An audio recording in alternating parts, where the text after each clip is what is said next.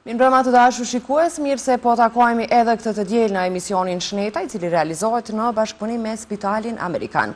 Sonte me mjeku në studio do të flasim për mikrobiologji në shërbim të shëndetit, infeksione, diagnostikimi dhe sfidat moderne. Por fillimisht do të ndjekim një material të realizuar në laboratorët e spitaleve amerikane në Kosovë.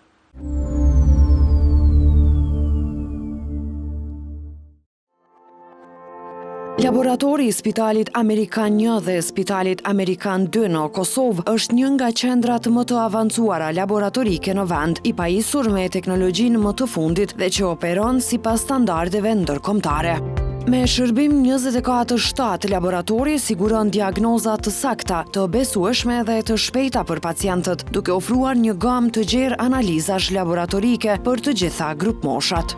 Laboratori i Spitalit Amerikan ofron një gamë të gjerë shërbimesh, përfshir analizat biokimike, mikrobiologjike, hepatike dhe shumë të tjera, duke i mundësuar mjekëve të bëjnë diagnostikim të shpejtë dhe trajtime të personalizuara. Laboratori i Spitalit Amerikan posedon pajisjet më të avancuara nga Abbott dhe Roche, të cilat garantojnë saktësi maksimale dhe rezultate të shpejta për çdo analizë. Përdorimi i teknologjisë së fundit mundëson diagnostikim të shpejtë dhe të besueshëm, duke ndihmuar mjekët në trajtimin e pacientëve në kohën e duhur.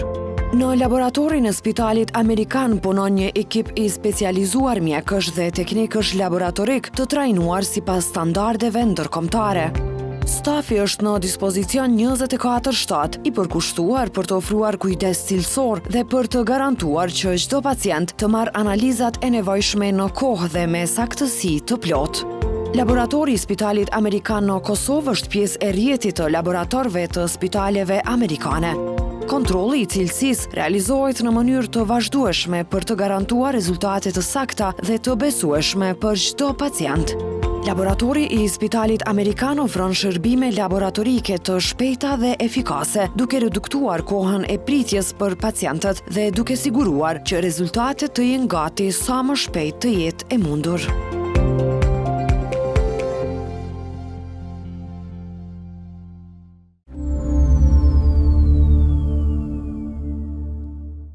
U rikthyem në studio ku të ftuar kam doktoreshën Afërdita Kuqi Hyseni, specialiste e mikrobiologjisë në Spitalin Amerikan.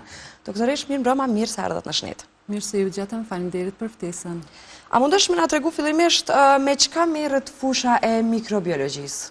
Po, mikrobiologjia është një degë mjekësisë e cila si fushë veprim ka diagnostikën, pra është një fushë që merret me identifikimin, kultivimin dhe detektimin e patogjenëve të cilët shkaktojnë sëmundje infektive.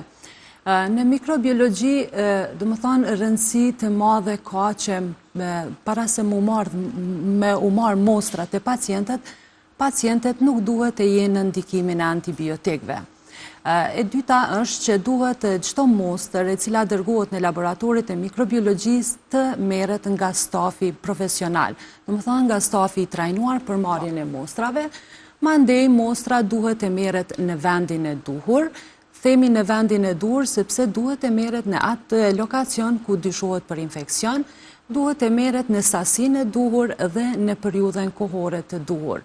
Pse e cekum këtë në periudhën kohore të duhur, sepse me rëndësi të madhe është se sa po të filloj infeksioni, do të thonë në ditën e parë, dytë, eventualisht në të tretën, duhet të merren mostra për analizë mikrobiologjike për të detektuar praninë e mikroorganizmave në ato mostra. Pra, mostrat merren në çdo pjesë në organizmin e njeriut ku dyshojmë për infeksion në patogjen të mundshëm. Pra duke filluar nga strishot, strisho fyti, strisho hunde, veshi, strisho syri, strisho lëkure, mandej merret si mostër sputumi, urina për urinokultur.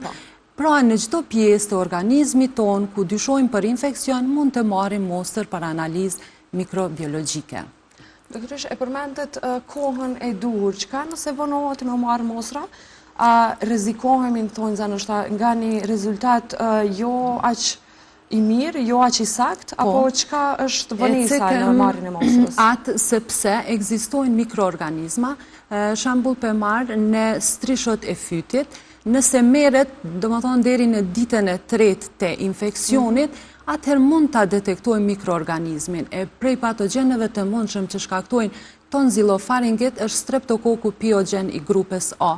Nëse pas 3 eventualisht 4 dite, domethënë nuk merret mostra në atë periudhë kohore, atëherë ky patogjen fillon të krijon qelb, domethënë krijon sekuela në atë region dhe krijon edhe toksina. Dhe në këtë moment, në këtë periudhë kohore, ne nuk mund ta detektojmë mikroorganizmin dhe ne raportojmë një rezultat jo real. E në fakt, atë problematikë shëndetësore e ka shkaktuar pikërisht streptokoku pyogen i grupës A. Për këtë arsye, periudha kohore ka rëndësi shumë të madhe në analizat mikrobiologjike.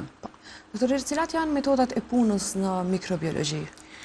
Paraprakisht, para se të fillojmë me metodat e punës, dua të ceku atë që si rregull e ceka edhe më herët është që pacienti paraprakisht nuk duhet të jetë në ndikimin e antibiotikëve kur është në pyetje infeksioni bakterial. E dyta është shumica e mostrave duhet të merren në mëngjes. Domethënë paraprakisht të merren në mëngjes, sepse në mëngjes supozohet se koncentrimi i mikroorganizmave është më i madh në atë periudhë kohore. Përveç periudhës kohore në mëngjes, duhet të merret edhe në enë sterile. Ajo ka rëndësi shumë të madhe. Shembull për marr, po e demonstroj një urinokultura, duhet të jetë mostra e mëngjesit, paraprakisht pacientit i themi që të pastrohet mirë, të urinon pak, vrushkulli i mesëm i urinës vendoset në enë sterile dhe dërgohet në laborator. Në laborator, prej momentit kur merret mostra nga organizmi i njeriut, derisa të dërgohet në laborator, duhet të jetë parafërsisht 2 orë periudha kohore, sepse pas 2 orëve mund të kemi, domethënë, ekziston grupi mikroorganizmave të cilët pas 2 orëve shkatrohen, por ekziston edhe grupi i mikroorganizmave të tjerë të cilët pas 2 orëve shumëzohen dhe ne nuk kemi një rezultat real. Domethënë, nëse na del rezultati mirë, atëherë ka interferu periudha më e gjatë kohore që ka qëndru mostra pa u përpunu, ose nëse kemi numër të madh të mikroorganizmave, atëherë pikërisht është periudha kohore që domethënë mikroorganizmat janë shumësuar dhe ne nuk kemi numër real të mikroorganizmit nga organizmi i njeriut ku e kemi marrë atë mostër, por ka interferu periudha kohore. Si metoda në laboratorin e mikrobiologjisë ekzistojnë shumë metoda të ndryshme, varësisht prej testeve çka kërkohet. Domethënë kemi metodat që përdoret mikroskopimi, kemi metodat që përdoren mediumet ushqyese apo terrenet ushqyese. Ne mikroorganizmave mundohemi kriju kushtësinë e organizmin e njeriut. Një prej kushteve janë edhe mediumet ushqyese, mandej këto mostra, këto mediume ushqyese i inkubojmë në inkubator. Ata inkubator kanë temperaturën 37 gradë Celsius, që i përgjigjet temperaturës e organizmit të njeriut, dhe periudha e inkubimit, domethënë qëndrimit të këtyre mostrave në inkubator, është parafërsisht 18 deri në 24 orë. Si metoda tjera për identifikimin e mikroorganizmave, kemi edhe testet imunokromatologjike, me qenë se mikrobiologjia domethënë bën detektimin e bakterieve, viruseve, paraziteve dhe mysheve, pra edhe ne mundohem me përdor metoda varësisht prej testeve të cilat kërkohen nga klinicisti. Doktoresh, po ndalemi pak te analizat, i kemi goxha të rëndësishme. Sa shpesh duhet me i bu analizat për me pas një pasqyrë të përgjithshme të shëndetit tonë? Frekuenca analizave se sa shpesh duhet të bëjë një person është që kjo varet nga mosha, nga gjinia, nga smundjet gjenetike familjare, nga stili i jetës, pra këto të gjitha interferojnë dhe ne nuk kemi një periudhë kohore strikt të cilën duhet i referohemi popullatës për analiza në përgjithësi. Por, zakonisht, si rutinë, si screening, pas moshës 20 vjeqare, deri në moshën 20 vjeqare, preferohet të bëhen 1 deri në 3 vjetë. Të më thonë, gjitho 3 vjetë, parafërsisht të bëhet një screening i analizave të ku mund të hynë, të më thonë, hemogrami, një pasqyrë gjakut, mandej mund të hynë të bëhen analizat për funksionin e veshkave, funksionin e melqis, e kështu me radhë. Mbi moshën 40 vjeçare, deri në moshën 60 vjeçare, preferohet një herë një vit të bëhet screening me analiza laboratorike, të shiqohet gjendja shëndetësore dhe funksionale e organizmit tonë. Pas moshës 60 vjeçare, të më thonë edhe kjo brenda vitit gjithsesi një herë, të bëhen analizat rutin, e të rastet të smundjet kronike, dhe më thonë varësisht prej problematikave shëndetësore, dhe më thonë edhe bëhen edhe analizat laboratorike, e sidomos analizat mikrobiologike bëhen vetëm në ato raste kur kemi infekcione. Dhe më thonë kur dyshohet në infekcion bakterial, viral, parazitar apo mikotik, atëherë preferohet me u bo mostër për analiza mikrobiologike. Po, pastaj ato shkojnë me rekomandimin e Me mjekut. rekomandimin e klinicistit gjithsesi, referuar shenjave klinike të pacientit. Po. Doktoresh, po pse bëhet strisho e hundës, fytit edhe veshit dhe pse zgjasin më shumë se analiza tjera? Se ka edhe ma herët që analizat mikrobiologike zakonisht bëhen kur dyshohet në ndonjë infekcion. E në mesin e këtyre infekcioneve kemi edhe infekcionet e traktit të sipërm respirator, ku hynë, do më thonë, meren strisho nga regioni nazal, meret strisho fyti, mandej është një karakteristikë interesante sepse shpesh sjellin strisho veshi për analizë mikrobiologike, ku pacienti paraprakisht ka pas 2-3 ditë me heret apo edhe me gjatë shenja klinike dhimbje fyti. E sidomos këto vrehen dhe reflektojnë të fëmijët e vegjël, ku ankohen në dhimbje veshi. Përveç, do më thonë, strisho fytit dhe hundes, meret edhe strisho veshit. Por, zakonisht, strisho veshi meret vetëm në ato raste kur ka sekret, kur kullon veshi. Në këto raste, ne asnjëherë nuk kemi rezultat, arsyeja është sepse kur ka dhimbje fyti, shkaktohet tonzilofaringit. Ato tonzilat bëhen më edematoze dhe shkaktojnë presion në tubat e ustahut në vesh dhe kjo reflekton me dhimbje të veshit. Më thonë, strishot bëhen për të identifikuar a kemi ndonjë infekcion me bakterje, me virus apo me mikoza, dhe gjithashtu rëndësi shumë të madhe ka marrja e mostrave të strishove të fytit dhe hundes të personat të cilët dyshohet në bacilbartje. Do më thonë, ka persona të cilët janë të kolonizuar këto regione me bakterje, por nuk kanë shenja klinike.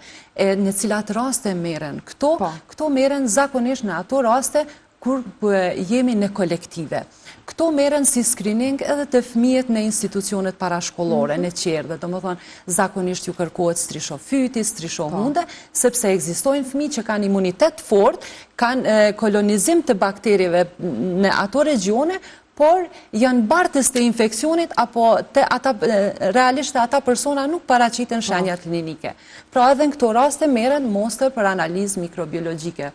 Përveç kësaj, ne në spitalin Amerikan zakonisht e kemi si rutin. Çdo pacient i cili transferohet nga ndonjë institucion tjetër në institucionin ton, ne i marrim mostra për analiza mikrobiologike për me shiqu statusin infektiv të ati pacienti. Do më thonë, a ka mikroorganizma patogen në regionet të ndryshme në organizmin, për të siguruar që ne në spitalin ton mos kemi infekcione intrahospitalore, për të rrezikuar pacientët apo edhe stafin ton. Për këtë arsye paraprakisht në momentin që ne pranojmë një pacient nga ndonjë institucion shëndetësor tjetër, i marrim këto mostra si screening, por paraprakisht pacienti qëndron në një dhomë të izoluar deri në raportimin e rezultatit. Pas raportimit e rezultateve, atëherë pacientin vendosim se ku në varësisht prej do më thonë trajtimit që do të bëhet, do të stacionohet në repartin e duhur. E ceket pse vonohen analizat mikrobiologike në dallim nga analizat e tjera.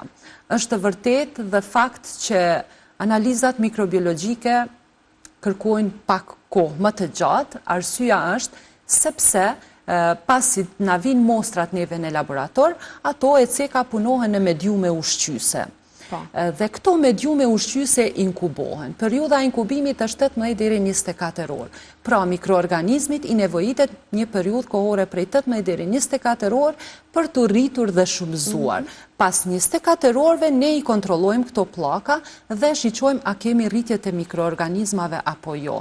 Nëse kemi rritje të mikroorganizmave, në mikrobiologji realisht organizmi jon ka edhe bakterje të cilat janë florë normale. Dhe ne duhet të selektojmë bakterje të cilat janë florë normale nga ato patogjene dhe bëhet, domethënë pas 24 orëve bëhet identifikimi i këtyre bakterjeve për të identifikuar çfarë lloji bakterjes është, sepse ekzistojnë me qindra mijëra mikroorganizma bakterje, me domethënë ato nuk po i ceku sepse na takon neve fushës profesionalizmit shëndetësor, domethënë të mikrobiologjisë, por për të informuar popullata pse ne vonojmë këto analiza, është pikërisht periudha kohore që i nevojitet mikroorganizmit për mu rritë dhe shumëzu.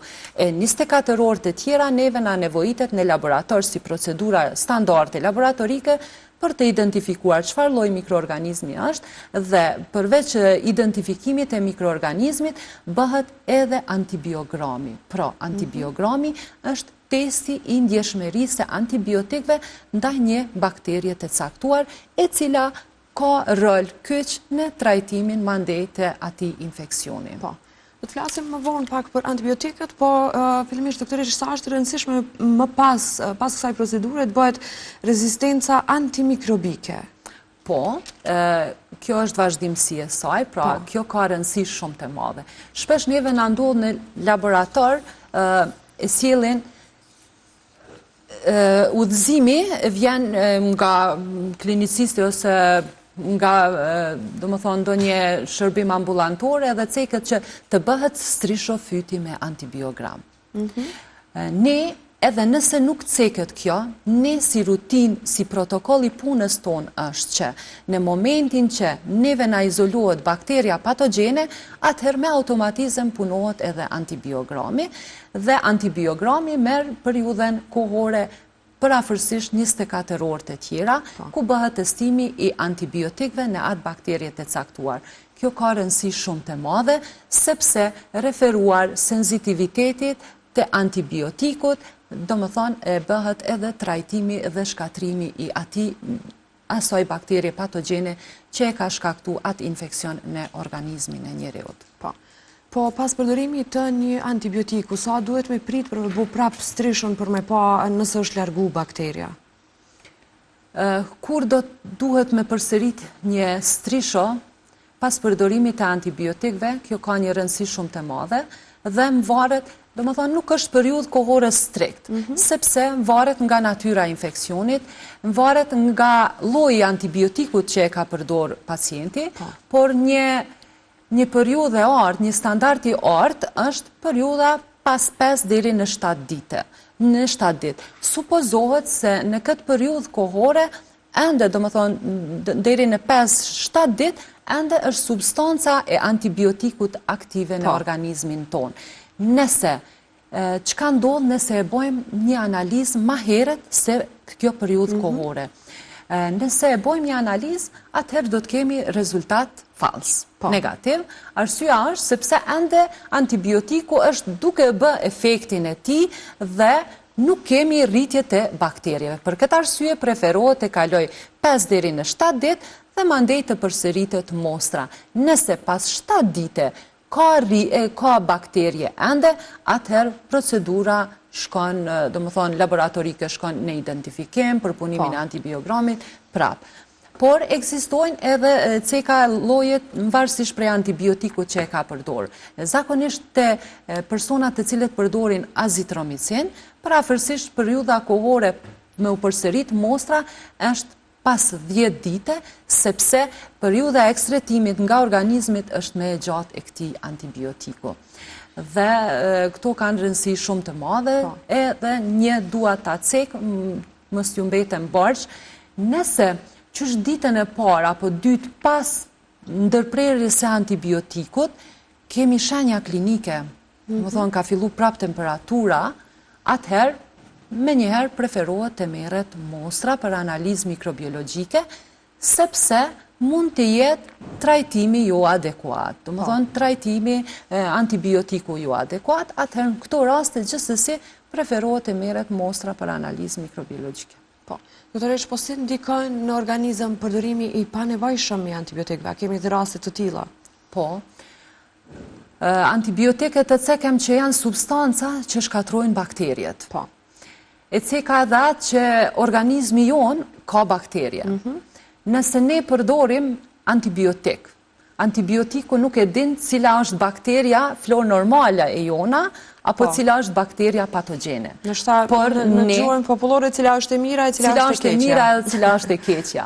Për këtë arsye, preferohet që gjithherë vetëm kur është nevoja të përdoren antibiotikët. Nëse nuk kemi nevojë, nëse nuk kemi infekcion, ose shembull për marë, nëse kemi një infekcion viral, atëherë përdorim antibiotik, atëherë ne nuk do të bojmë dobi, por në të kundërtën ndëm, arsyeja është sepse do të shkatrohet flora normale bakteriale. Pas shkatrimit të florës normale bakteriale, ne mund të kemi infekcione sekondare, e cilat janë ato, ndoshta do të kemi kohë edhe t'i sqarojmë, ato janë infekcionet mikotike, me myshe. Për këtë arsye preferohet që pa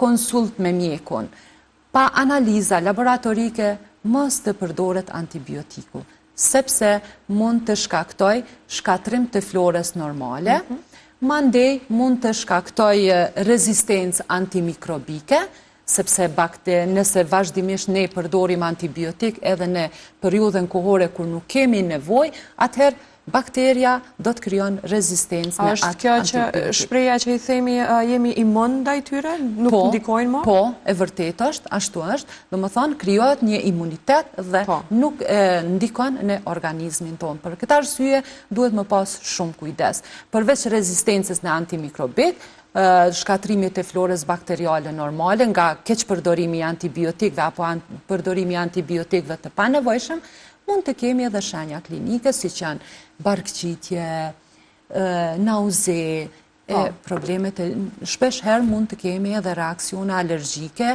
dhe efekte të tjera anësore. Doktoresh, veç edhe diçka te antibiotiku, e dim që është një orar i caktuar për me marrë antibiotikun, ta zëmi një 8 orësh ose 12 orësh, çka nëse kjo kohë harrohet, nëse ndryshohet koha, nëse kemi pas ta zëmë në orën 8 në mbrëmje me marrë antibiotikun, po e kemi harru. Çish duhet me marrë, kur duhet me marrë? Nuk po ju hynë punë shumë edhe farmacistave, por si regull është strikt që... Derisa po flasim për infeksionet e caktuara. Gjithsesi, regull është që çdo antibiotik të përdoret sipas skemës së përdorimit. Domethënë, çdo antibiotik i ka instruksionet e veta. Nuk do thotë, domethënë, secili antibiotik e ka atë periudhën kohore. Shembull për marr azitromicina, periudhën kohore të përdorimit e ka njëherë në 24 orë, sepse supozohet se farmakokinetika e këtij antibiotiku qëndron 24 orë prafërsisht në organizmin e njeriut për t'i shkatruar mikroorganizmat dhe mandej lirohet dhe kërkohet doza tjetër për mu dhënë. Eventualisht, nëse një ditë harrohet doza antibiotikut pa u përdor, nuk preferohet mu përdor 2 doza për njëherë, por preferohet që të vazhdohet në atë periudhën kohore siç ka qenë më herët. E këtë mirë bën që e ceke, sidomos të infekcionet me tonzilofaringit, do më thonë të shkaktuara nga streptokoku pyogenik grupes A, ka rëndësi të madhe shumë përdorimi strikt në periudhën kohore të antibiotikut, sepse nëse shembull për marë preferohet 10 ditë periudha e trajtimit me antibiotik.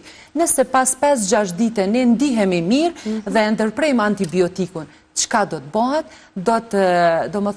Do të ringjallen bakteriet të cilat veç ka fillu frenimi i rritjes së tyre dhe shkatrimi i tyre me përdorimin e antibiotikut dhe do të kemi përsëritje të infeksionit. Për atë arsye preferohet që të jemi strikt në përdorimin e antibiotikut në periudhën kohore të duhur dhe në periudhën sa duhet të zgjatë përdorimi antibiotikut, 5, 7 apo 10 ditë. Kjo ka rëndësi shumë të madhe, trajtimi i plot i një infeksioni bakterial me antibiotik.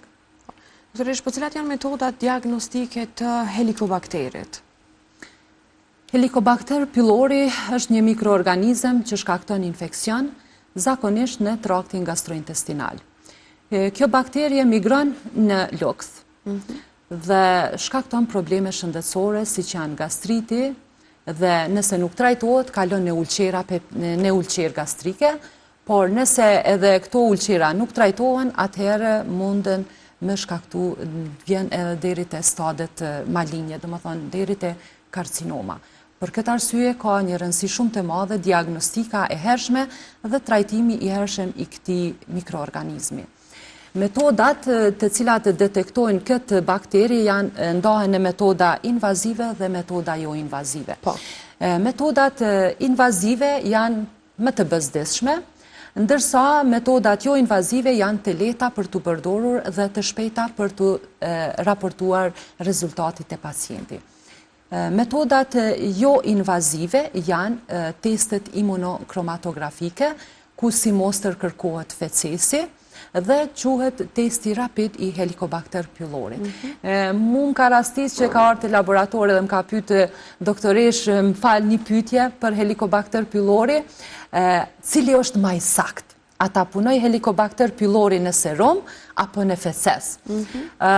Unë si profesionist shëndetësor, të gjitha testet, ne, domethënë, punojmë me standarde, me ISO standarde, domethënë, me protokolle, me procedurat, me moderne në laboratorin tonë, dhe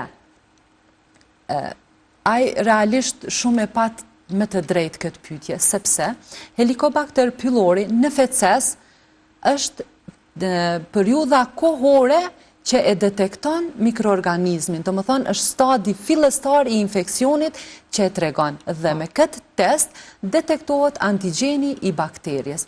Ndërsa Helicobacter pylori në serum apo në gjak, nëse na del pozitiv, ne mandej duhet të kërkojmë test të shtesë për të identifikuar në cilin stad të infekcionit ka arritur do më thonë shkatrimi i kësaj bakterie, stadin e infekcionit, e këto maten me titrin e antitrupave, si që është me serum imunoglobulina A, imunoglobulina M dhe imunoglobulina G.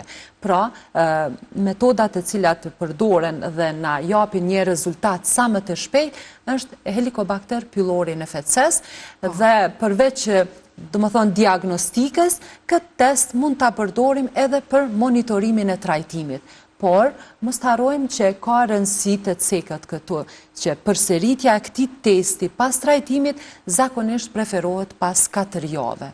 Do të thonë para 4 javë nuk preferohet. Dhe metodë tjetër jo invazive është testi me frymarrje, ku është një metodë si balon dhe Helicobacter pylori liron një enzim e cila quhet ureaza dhe ky test quhet urea test, dhe nëse na del pozitiv, atëherë kemi të bëjmë me Helicobacter. Si metodë tjetër invazive janë biopsia e lukthit, ku janë metoda më të mundimshme, biopsia e lukthit, ku bëhet testimi direkt i mukozës e lukthit në testin e ureazës, dhe me metoda tjetër kultivimi i këtij mikroorganizmi, dhe ku si mostër merret mukoza e lukthit. Po kur është e nevojshme të bëhet merret mukoza e lukthit? Me që janë raste këto metodat ma invazive, po. Në momentin që trajtimi nuk është duke shkuar si duhet, do më thonë ka përdor antibiotik, do më thonë shenjat klinike ende përzistojnë, atëherë ne kërkojmë metoda më të sofistikuara, por paraprakisht si hapi parë ne mundohemi me metoda më të lehta, jo invazive, t'i dalim në ndihmë pacientit në një periudhë kohore më të shpejtë. Për këtë arsye paraprakisht e ceka këto metoda të cilat janë më të lehta dhe realisht shumë të sakta. Doktoresh, po në rastet e parazitëve në zorë, ç'është bëhet diagnostikimi i tyre? Parazitet janë organizma të cilët jetojnë në një organizëm tjetër, në këtë rast në organizmin e njeriut ku janë nikoqir në këtë organizëm. Parazitet shkaktojnë mjaft probleme shëndetësore, me të shprehura janë të moshat e femirisë. Do më thonë, arsyeja është sepse burimi i infeksioni mund të jenë, do më thonë, në kontakt personi me person nëse është i infektuar, nga duart e papastra, e sidomos të fëmijët në institucione parashkollore, ku si screening kërkohet edhe feqe për parazit për të identifikuar. Arsyeja është sepse nëse një prej fëmijëve është i infektuar me parazit, atëherë burimi i infeksionit mund të jetë edhe për fëmijët e tjerë, sepse fëmijët përdorin lodra të përbashkëta, higjiena e duarve nuk është edhe aq e kënaqshme. Për atë arsye preferohet dhe kërkohet gjithherë, domethënë pas tualetit edhe para ngrënies së ushqimit të pastruhen duart mirë. Si metoda diagnostike në laboratorin ton e kemi mikroskopimi. Domethënë kërkohet mostra e fecesit dhe mikroskopohet direkt, është një rezultat shumë i shpejtë dhe bëhet detektimi i parazitëve nëse janë prezent. Por një sugjerim është që nuk preferohet veç një mostër. Shpesh ndodh neve na sjellet vetëm një mostër për feqe parazit në laborator. Por kërkohen 3 deri në 7 mostra. Pse e ceku këtë 3 deri në 7 mostra? Arsyeja është sepse cikli i zhvillimit të parazitit është parafërsisht deri në 2 javë. Domethënë, nëse një person infektohet me cistat apo vezet e parazitit, periudha kohore shkon 2 javë derisa të zhvillohet, shumëzohet, liron vezet edhe paraqet shenjat klinike, mandej paraqitet në përmbajtjen e fecesit. Për atë arsye preferohet edhe jo çdo ditë të sjellet mostra në laborator, sepse supozohet se jo në çdo përmbajtje të fecesit mund të ketë cista dhe vezet e parazitëve, por preferohet çdo 2-3 ditë maksimumi deri në 7 mostra për të bërë identifikimin e një personi a ka cista apo vezë të parazitit në atë përmbajtje të fecesit. Ekzistojnë edhe shumë metodat e tjera, por kjo është më praktike, më e shpejtë, shumë e saktë. Ekzistojnë edhe metode teste imunochromatografike, por ne gjithsesi e bëjmë metodën me mikroskopim direkt, ku direkt nga mostra pacientit bëhet detektimi i parazitëve eventual në atë mostër. Po cilat janë simptomat që tregojnë praninë e këtyre parazitëve edhe kur është e nevojshme me kërku ndihmën mjekësore? Shenjat klinike nuk fillojnë me njëherë, e ceka edhe ma herët se paraziti ka një cikël zhvillimit dhe mandej paraqiten shenjat klinike. Ekzistojnë parazitë shumë që mund të shkaktojnë probleme, por parazitet më të shpesht janë gjardhja lambja. Kjo paraqet diare e ujshme, dhe mund të paraqiten edhe dhimbje barku. Mandej është Enterobius vermicularis, është një parazit i cili shkakton kruarje. Në momentin që paraqitet kruarjet, atëhere kërkohet ndihma e mjekut. E te ky parazit është karakteristik tjetër e veçantë për identifikimin se si metodë, si test laboratorik, përdorim një shirit si ngjec, vendosen në pjesën e anusit të fëmiu, mandej në mëngjes tërhiqet. Zakonisht fëmia kur është në qetësi dhe natën fillojnë kruarjet, supozohet që në atë periudhë kohore fillon lirimi i vezëve dhe cistët të parazitit, vendoset ai shirit në gjam mikroskopik dhe dërgohet në laborator për analizë mikrobiologjike. Përveç Enterobius vermicularis, kemi Entameba histolitika, ku paraqitet domethënë diare me gjak, mandej e kemi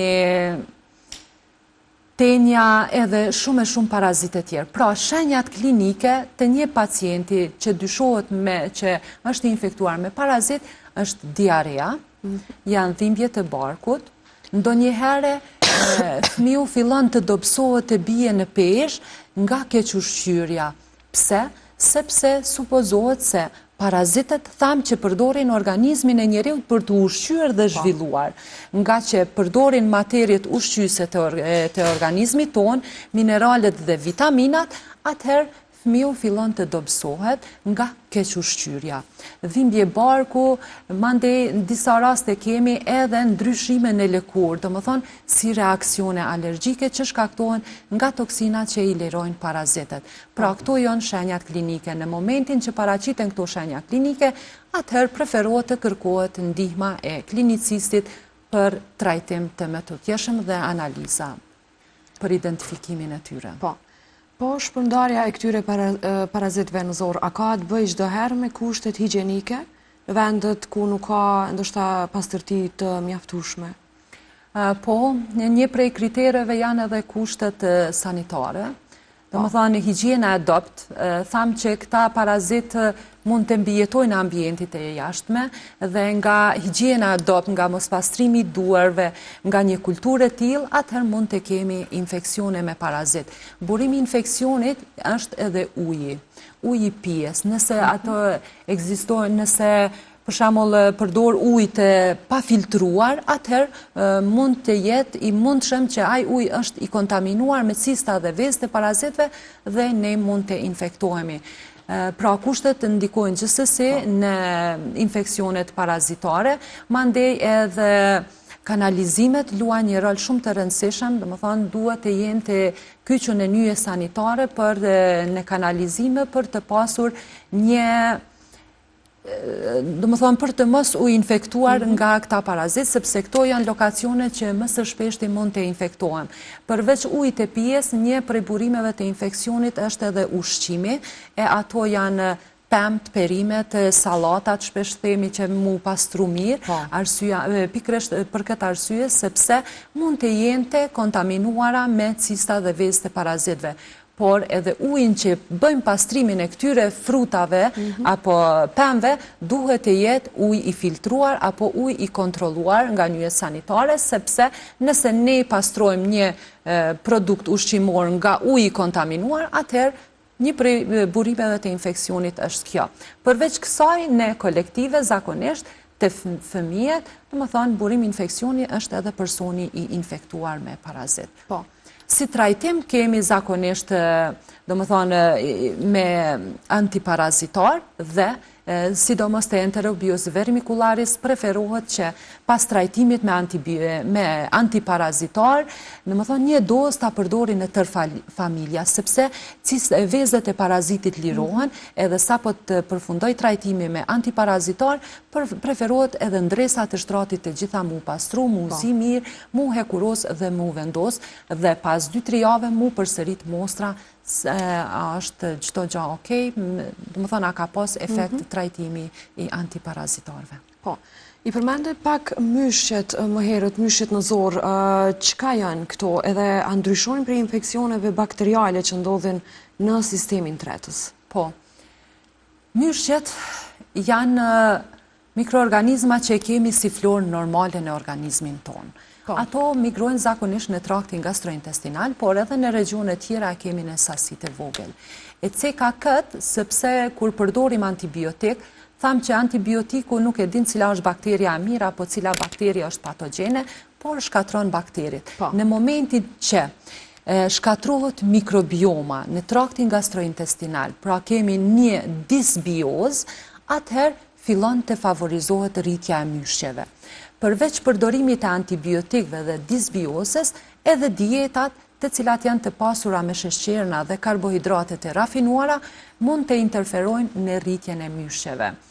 Përveç dietës me sheqerna, dhe personat të cilët kanë imunitet të dobësuar. Zakonisht personat të cilët janë të infektuar me HIV/AIDS, janë domethënë të infektuar dhe kanë predispozita për një infekcion mikotik, e një prej mikozave është Cryptococcus neoformans. Domethënë e izolojmë të personat të cilët kanë sistem imunitar të dobësuar, në mesin e tyre personat të cilët janë të infektuar me HIV/AIDS, gjithashtu të personat të cilët kanë smundje malinje, të cilët personat të cilët përdorin terapi imunosupresive, domethënë paraqitet rritja e myshjeve.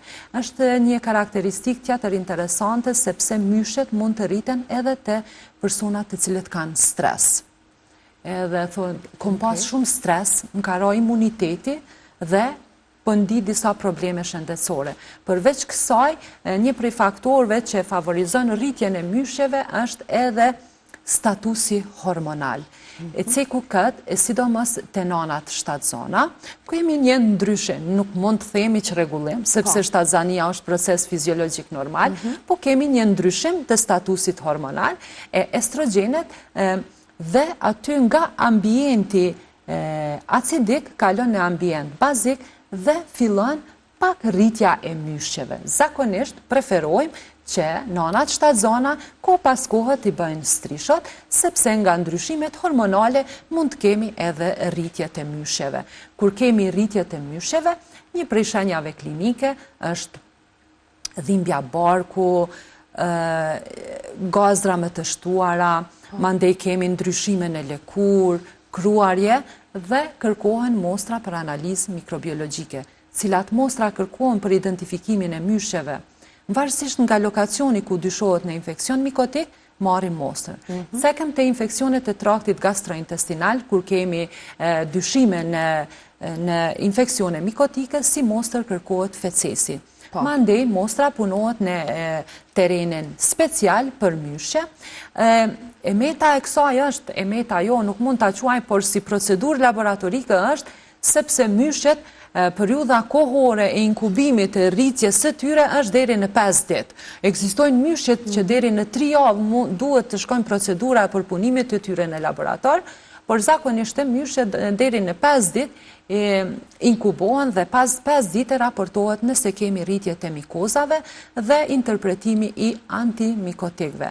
Pra, trajtimi i mikozave i myshqeve bëhet me antimikotik.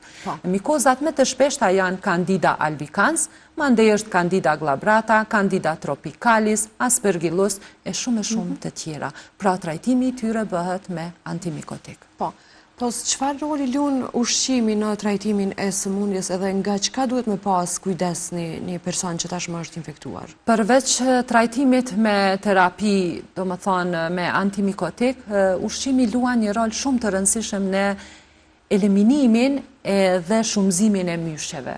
Një prej ushqimeve është, do më thonë, ti evitohet ushqimi i ëmbël, ushqime me karbohidrate.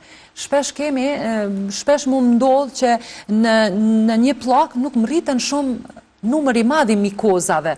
Do më thonë edhe mdhimet pacienti me vendos në terapi antimikotike, por gjithsesi i japim këshilla që me ushqim të mundohem me evitu rritjen e me tutjeshme dhe me kriju një balans të florës bakteriale normale. E cila është ajo? Ne mundohemi i themi që të përdor probiotik, të riformon florën bakteriale normale, të kryot një simbiozë, dhe përveç me probiotik edhe me ushqime. Do më thonë, ushqimet të jenë jo më përmbajtje karbohidrate sheqerna, këto ndikojnë shumë për të eliminu, do më thonë, për të frenu rritjen e myshqeve dhe për të kriju një balans të mikrobiomes në traktin gastrointestinal. Po, doktoresh, i përmendet më herët infekcionet virale dhe ato bakteriale. Si bëhet dallimi i tyre? Tham që infekcionet mund të shkaktohen nga bakterjet, viruset, myshqet, parazitet. Pse po bëjnë këtë dallim infekcion viral dhe atë bakterial? Zakonisht në sinën e vjeshtës dhe të dimrit kemi virozat, kemi infekcionet virale.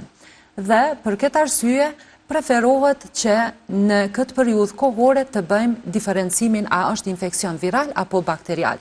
Si mund të bëjmë këtë? Këtë bëjmë duke bërë analizat mikrobiologjike, por edhe ato mos ju mbetëm në bargjë edhe aty në biokimike, sepse edhe ato krahas tyre ne bëjmë diferencimin. Shembull, për marrë nëse bëjmë një hemogram, edhe ai na orienton pak nga a kemi infekcion viral apo bakterial, por definitive e kemi analizën mikrobiologjike. Nëse bëhet një strishofyti, atëherë infekcionet e fytit, sidomos në sinën e vjeshtës dhe dimrit, në 80% të rasteve shkaktohen nga virozat. E kundërta të ne është në 80% të rasteve këto infekcione trajtohen me antibiotik, nuk bëhen analiza mikrobiologjike, por supozojnë në një infekcion bakterial, fillon trajtimi me antibiotik, ku është duke u keq trajtuar. Për atë arsye, preferohet që të bëhet analizë mikrobiologjike dhe të diferencohet a është infekcion viral apo bakterial. Ky diferencim bëhen duke ju referu vetëm analizave, sepse shpeshherë kemi të një pacient, shenjat klinike janë të njëjta, temperaturë, ethë, dhimbje, por atë e diferencon një analizë mikrobiologjike ku bëjmë izolimin e bakterjes apo detektimin e virusit në atë mostër të cilën është kërkuar nga klinicisti për të identifikuar patogenin e mundshëm të pacientit. Po. Doktoresh, nëse ki diçka tjetër me shtu, nëse ka marru me të pyet diçka gjatë intervistës? Jo, Ose një mesazh për shtuin mua kërkon si mikrobiologe. ishte kënaqësi, ju falenderoj shumë për ftesën. Ne në spitalin Amerikan punojmë 24/7, Po. më thonë 7 ditë të javës, 24 orë, ditë natë, shpesh më pyesin të dielën mbrëmje, po edhe të dielën mbrëmje ne punojmë. Më thonë laboratori është i hapur për të Smundjet gjitha. nuk kanë orar. Jo, nuk kanë orar, edhe në festa punojmë. Po. Dhe të gjitha mostrat punohen edhe në departamentin ton 24/7. Po. Një këshill dhe një sugjerim e kam. Çdo trajtim paraprakisht të bëhet analiza për të identifikuar patogenin 100% për të qenë efektiv edhe trajtimi. Sepse nga keqpërdorimi i antibiotikëve kemi një krizë. E kjo është një pandemi e heshtur globale. Po. Sepse çdo ditë e më shumë ne si sfidë mikrobiologët e kemi edhe rezistencën antimikrobike. Për shembull punohen shumë, testohen në shumë antibiotik, të gjithë antibiotikat rezistent. Më thonë, supozohet në një të ardhme të afërt, më shumë do të ketë vdekje nga një infekcion i cili me një antibiotik shumë lehtë kalon, por neve kur nuk na mbetet asnjë antibiotik për të sulmuar bakterit, ku antibiotiku është arma e vetme ne që e kemi për të shkatruar bakterin, nëse këtë armë e keq përdorim, atëherë, domethënë, pasojat do t'jenë shumë të mëdhaja. Për këtë arsye duhet kemi shumë kujdes kur përdorim antibiotik, domethënë vetëm me recetë të mjekut e atë të konfirmuar me analiza mikrobiologjike. Faleminderit edhe një herë shumë për ftesën. Faleminderit juve që ishit sonte në Shnet. Shikues të dashur, këtu përfundon edhe Shneta për sonte. Ne takohemi sërish të dielën e ardhshme nga ora 25. Të gjitha materialet e Shnetës i gjeni edhe në kanalin zyrtar të 7 në YouTube. Paqi Shnetën.